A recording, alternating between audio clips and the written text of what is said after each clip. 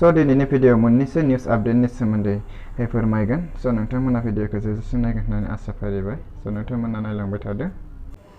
भारतआव गिबि खेबनि थाखाय सासे आइजोखौ फासि होनाय जागोन। उत्तर प्रदेशनि शबनाम मुंनि आइजोखौ फासि होनाय जागोन। बिखौ मथुवा जेलावनो होनाय जागोन होननानै थि खालामनाय जाबाय। 2008 मायथाइनि 15 एप्रिलाव गावनि मोजां मोननायजों लोगोसे लोगो जानानै 7 सुबुंखौ बुथारदोंमोन। बे केसनि सायाव हाइ कर्टआ फासिनि साजा होदोंमोन। उनाव हादरगिरिनिसिम आर'जलाइ होदोंमोनब्लाबो हादरगिरिया निमाहा होनाय जायासै। शबनामजों लोगोसे बिनि मोजां मोननाय सालिमखौबो फासि होनाय जागोन होननानै 2021 मायथाइनि नीट एग्जामनि एप्लाइआ सोलिगासिनो दं। जाय बिथांमोना नीट एग्जाम होनो सानदों बिथांमोना एप्लाइ खालामनो हागोन। बेनि जोबथा एप्लाइ डेटआ 3 मार्च होनाय दं। नोंथांमोना जाय एप्लाइ खालामनो गोसो दं बिथांमोना एप्लाइ खालामनो हासिगोन। बावैसो सिगां ससियेल मिडियायाव भाइरेल जानाय डक्टर हिमन्त बिश्व शर्मा आरो बिथांनि फिसाजोनि गाज्रि फट' भाइरेल खालामगिरि 7 खौ हमनाय जाबाय होननानै जों खौरांनिफ्राय मिथिनो मोननाय जादों।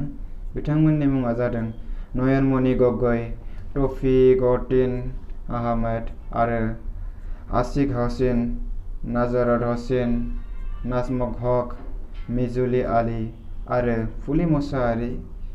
बे खौरांखौ मोन्नाय जादों आसामनि एडिजिपि ल' एन्ड अर्डार जेपि सिंह। बिथाङा गावनि टुइटार एकाउन्टनि गेजेरजों फोरमायदों आरो बिथाङा फोरमायदों बेनि अनगाबो सोरबाफोर ससियेल मिडियायाव गाज्रि फट' भाइरेल खालामोब्ला बिथांमोनखौ गोख्रों बिफाव लानाय जागोन होननानै बिथाङा गावनि टुइटार एकाउन्टनि गेजेरजों फोरमायथिदों। पुलिसआ जौ लोङोब्ला साख्रि खोमाना लानांगोन होननानै बिहारनि गिबि मन्थ्रि नीतीश कुमार बिथाङा बुंदों। 2016 मायथाइयावनो बिहाराव जौ बन्द खालामदोंमोन होननानै बिथाङा बे खौराङाव फोरमायदों। बेखायनो जौ लोङोब्ला लोगो लोगो साख्रिनिफ्राय होखारनाय जागोन होननानै बिथाङा फोरमायथिदों।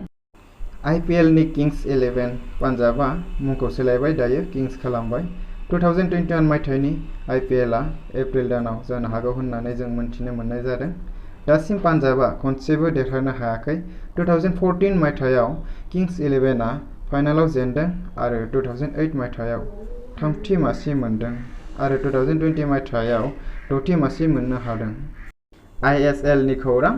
मैया ग'वाया उडिशाखौ 3-1 गोलाव फेजेनो आरो ग'वाया पइन्टस टेबोलाव 27 पइन्टजों 4थि मासियाव दं आरो उडिशाया 9 पइन्टजों 11थि मासियाव दं।